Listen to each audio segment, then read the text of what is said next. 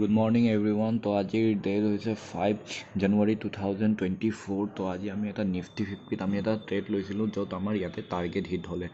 তো ইয়াৰ ট্ৰেডৰ লজিক আছিলে যে প্ৰিভিয়াছ যে মাৰ্কেট এটা বহুত ডাঙৰ এটা বাইং ছাইডত অলৰেডি মাৰ্কেটে প্ৰচিড কৰিলে। তো আকৌ যদি অ'পেন হৈ কিনে যদি আকৌ যাব তো মাৰ্কেট ইয়াতে এটা ডাঙৰ এটা পেনিক চেলিং এক্সপেক্ট আছিলে, কিন্তু ইয়াতে এটা ৰেজিষ্টেঞ্চ বনাৰ পিছতহে এইটো এক্সপেক্ট আছিলে যে মাৰ্কেট আজি পৰিব। তো মৰ্ণিঙৰ পৰা মই এটা ভিউ লৈ চলিছিলোঁ যে মাৰ্কেট আজি পৰিব।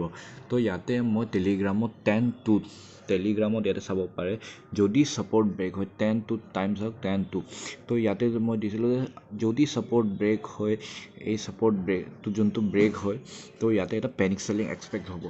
তো ইয়াতে টেলিগ্ৰামত এঞ্জেল ওৱানত চাব পাৰে, ইয়াতে চাৰ্টত চাব পাৰে যে মাৰ্কেট ইয়াতে পৰিলে।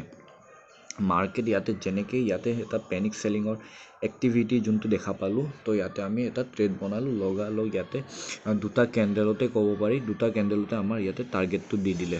তো ইয়াতে এটা ভাল ট্ৰেড ইয়াতে আজি কেপচাৰ কৰিলোঁ, ভাল পইণ্ট এটা কেপচাৰ কৰিলোঁ। অপশ্যন প্ৰিমিয়াম চাব পাৰে যে অপশ্যন প্ৰিমিয়াম ইয়াতে ডাইভাৰজেঞ্চো বনি আছিলে। যদি ভালদৰে চাই আপুনি কেণ্ডেল ৱাইজ কেণ্ডেল যদি চাই তেতিয়াহ'লে ইয়াতে ডাইভাৰজেঞ্চো বনি আছে। তো ইয়াতে এটা ভাল এটা পেনিক বাইং গৈছে, ইয়াতে ভাল এটা পইণ্ট ইয়াতে আমি কেপচাৰ কৰিলোঁ। তো আজিৰ কাৰণে এইখিনি। যদি চেনেলত জইন হ'ব বিচাৰিছে লিংকটো ডিছক্ৰিপশ্যনত দিয়া আছে, আপুনি চেক কৰিব পাৰে।